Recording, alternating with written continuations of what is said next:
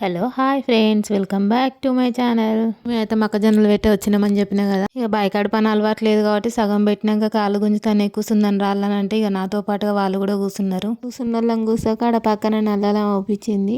నల్లాలం పువ్వుని అరే నీ తలకాయ ఇట్లా లేపెత్తన్నరా అని దాన్ని ఇట్లా గోరుతోటి అనేదట. వాళ్ళు చిన్నగా ఉన్నప్పుడు అదే మాతో షేర్ చేసుకుంటాను అత్తమ్మ. అంటే పోతుంది మంచిగా పోయేది అప్పుడు మనకి ఇప్పుడు అడగలేదు పోతలేదు ట్రై చేస్తాను.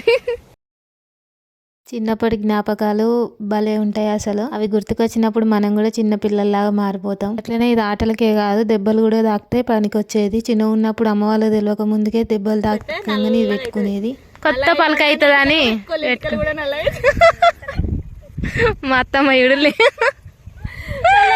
పెట్టుకుంటే ఇంటికి కూడా నల్లగా అవుతాయి.